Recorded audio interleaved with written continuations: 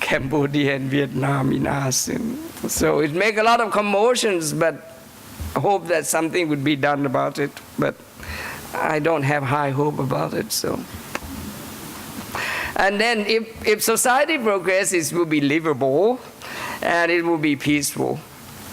And then all her life, I mean, she supported education in every aspect, not just build schools, not just give money to that thing, but she actually looked very encompassingly to all aspects. Personnel, training teachers, sending people abroad or in the country to further their studies. And with the aim, I mean, she said, I mean, you should use to make good use of the money so that you will come back and help other people. That's always when she talk about, when she gives scholarships to people. So, and then what else that she's done in the education is that she's always doing this. This is the part of good management. She always makes schools and institutions that she supports sustainable. I mean, at least financially. They always has to rely on themselves. I mean, they can rely on themselves because she always said something like a foundations, etc., so that they would have freedom to progress. I think that's the idea of freedom of education in her sense, that schools can survive by itself. And hope that we would reach that kind of ideal that she actually, she didn't say so, but that what she had done. So, and then, I mean, education itself as a subject actually has its origin from her initiatives. She actually sent one of the students to study education and coming back, and she was the first, she's still alive, 102. She is the person who actually established the Faculty of Education. The first Faculty of Education is actually, if you trace the origins, it's going back to the Queen Grandmother. So all this education is in Thailand owe something to her intellectuality anyway. Now the Queen also focuses on developing education for women. And in her mind, I mean, you can read what she said about her saying, and people talking about it, that women is the first teacher, right? I mean, everybody has his or her mother as a teacher anyway. Academically, I didn't go to school until I was 5. I mean, when I got to school, I already can write and read because of my mother. And I remember part of Sang Thong already because she recited almost every evening. So you kind of remember what she read. So that's mother's actually it's your first intellectuals that you encounter. And not just that, in terms of mentality to ethics and morality, you get it from your mother. Well, from father a little bit. For my part, maybe my father is very strict, so morality and ethics on his part too. And then you get this too. Health care actually belongs to the mother, right? When you are sick, the mother is the one who actually taking care of you. So if you don't educate women well, how would you expect to have a good family? That cannot be done. Now, if a woman who has family and who doesn't have family, the Queen has a lot of insightfulness in that. I mean, she's always urged women to do something vocational. You should practice yourself in arts and crafts, cooking, child care, etc., etc. I think this can be seen as a woman liberation somehow. Because I think she said that then you can rely or depend on yourself. You don't really have to depend on men for a living. You can earn your own living. So I think that's women liberation. Even she didn't say so. But she thinks that women should have more freedom in a sense, in terms of occupation.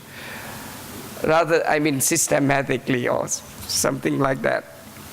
So, and then the next one is arts and crafts. Have I exhausted my time already? Okay. Arts and crafts. So I think the Queen seen something like this. This is my own thinking. This art and crafts actually a bridge between abstractness, right, and concreteness. This is the way that we express our emotion, our creativity, and our skills.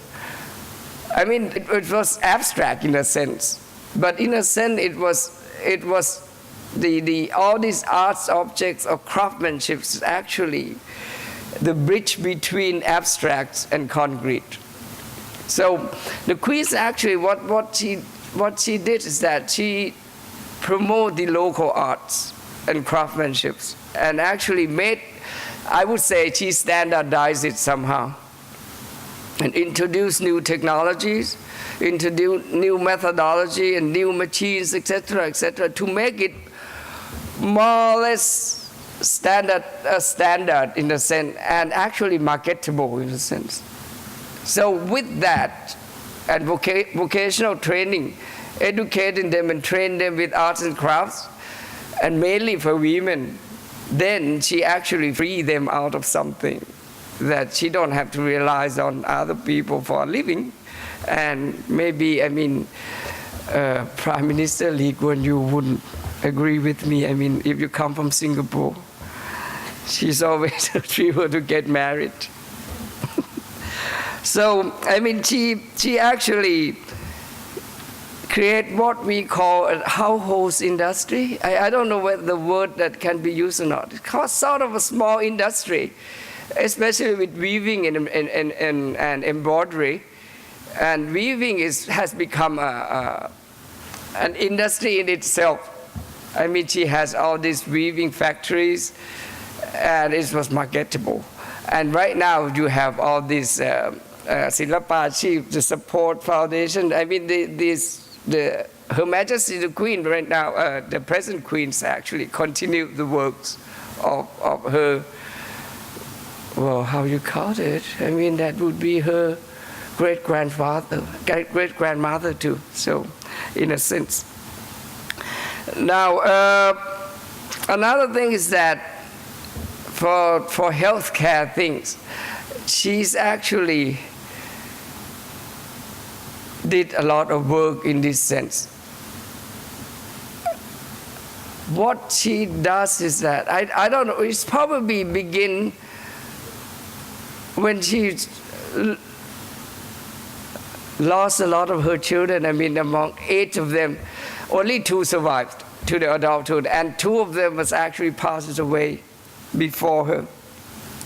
And this is a person that out of her own suffering sees other people suffering and do something about it. I think this is what I would call high intellectuality. Because, I mean, people usually, when you suffer about something, you don't think rationally. And you don't see other people suffering as your own. You might think about helping them, but you don't have the means, or you don't have the intelligence enough to actually do something about it. And actually the Queen Grandmother did all that. Not to mention about, and she was the president of the Red Cross for 36 years for that public cares, etc., etc. So here again, education and knowledge stands as the core of the healthcare system. What she did is not just building hospital or support hospital. And if you would know, I mean, Sirat, which is the first hospital in Thailand, didn't have running water. It was the Queen Grandmother who actually spent her own money, actually had the pipe laid down across the river to that place. And she was interested in all this new technology, X-ray. She actually exported these, what do you call the post, that word is too difficult, the leg, what you call the ขาเทียมเรียกอะไรนะ prosthetics. See, I don't know why they have to use that kind of word. I mean, make life very hard to live with prosthetic. Okay, even Greek is still, maybe Roman, Latin, still very difficult. So knowledge actually is very important in healthcare. I mean, you can do something in her time.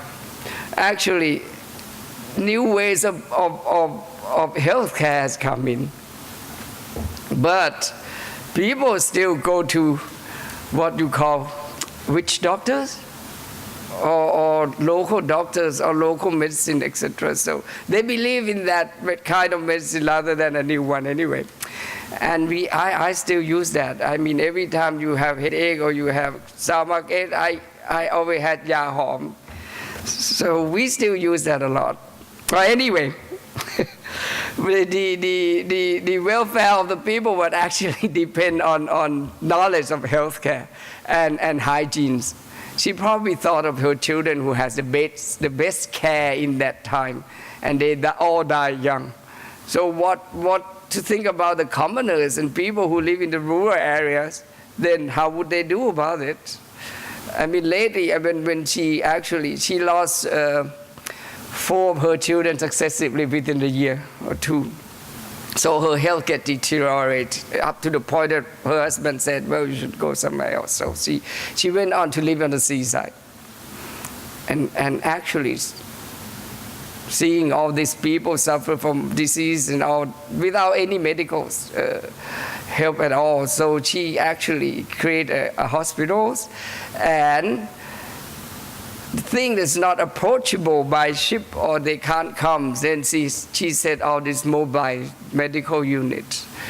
If you don't have a good intellectuality for that, you wouldn't think this thing out, right? At that time, you need a bullock cart, and you get all these medicines and doctors to go around, and this is probably one of the first mobile care unit anyway. So I would think that this is one of the examples that you come out of something negative and come out positive. And we need a lot of that. I mean, otherwise intellectuals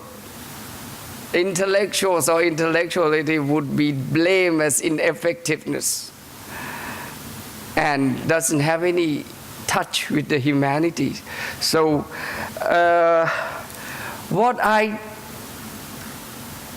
found out when you read all these definitions, and the other thing is that they said you don't use your emotion if you are an intellectual. I don't know whether it's possible or not, because human being is emotional anyway.